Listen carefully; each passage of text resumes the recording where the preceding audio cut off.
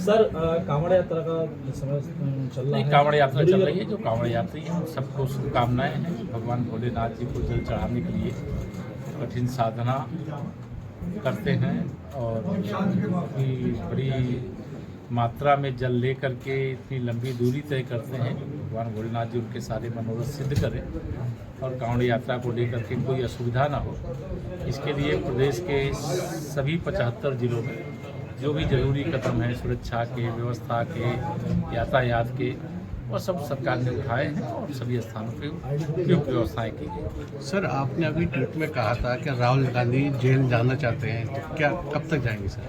ये तो देखिए, जमानत पे जो होता है, जब कोर्ट जमानत निरस्त कर देगी उस दिन जेल चले जाएंगे।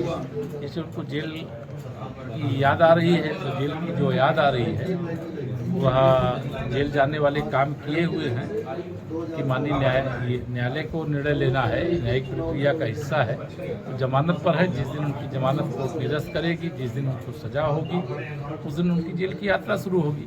लेकिन लगातार पराजय दर पराजय से कांग्रेस बौखलाई हुई है।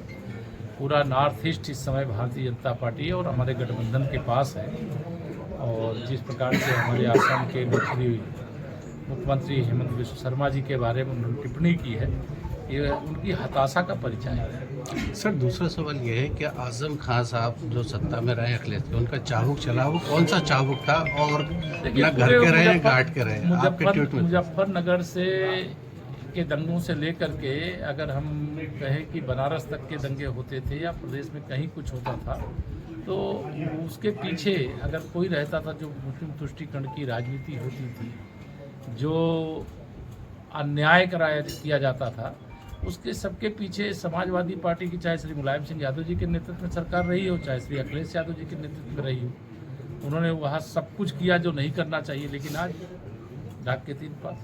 सर, प्रदेश अध्यक्ष और राष्ट्रीय अध्यक्ष का बाजार गर्म में और आपका नाम चल रहा है, सर क्या कहेंगे इस? हाँ, मुझे कोई बताया है कि, और मैं आपको भी बताया दे रहा हूँ कि भारतीय जनता पार्टी के जो राष्ट्रीय अध्यक्ष होगा वो कोई भाजपा का कार्यकर्ता होगा, देश किसी प्रदेश से होगा। प्रदेश का जो अध्यक्ष होगा वो भी भाजपा का कार्यकर्ता होगा, प्रदेश के किसी जिले से होगा। प्रथम आपका नाम चल रहा है। नाम चलता है, आप लोग चलाते हो, कोई चलाता नहीं। धन्यवाद। सर, उत्तराखंड सरकार ने सर स्कूलों के अंदर गीता के श्लोक पढ़ाए, क्या उत्तर प्रदेश में भी कोई ऐसी है? देखिए, ये श्रीमद् भागवत गीता पढ़ाने का जो भी निर्णय मुझे मालूम नहीं है, अगर लिया गया है बहुत सराहनीय है। अभी उत्तर प्रदेश में जब इस पर विचार होगा तो देखेंगे, लेकिन अभी इस पर विचार नहीं हुआ है। लेकिन कहीं पर भी कोई अच्छा काम हो रहा है उसका स्वागत है और श्री पुष्कर सिंह धामी जी और उनकी सरकार को बधाई। सपा सांसद कह रहे हैं कुरान और बाइबल भी पढ़ाई जानी चाहिए। वो तो कहेंगे पढ़ाई जानी चाहिए, लेकिन उस कुरान और बाइबल पढ़ाने और पढ़ने वालों का अंतर है ना।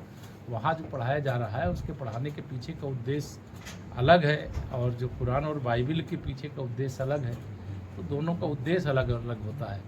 वह एक, अगर कुरान को कहें वो इस्लाम को मानने वालों का धर्म ग्रंथ है और जो बाइबल है वो ईसाइयों का धर्म ग्रंथ है, लेकिन श्रीमद् भगवद गीता संपूर्ण मानवता का धर्म ग्रंथ है।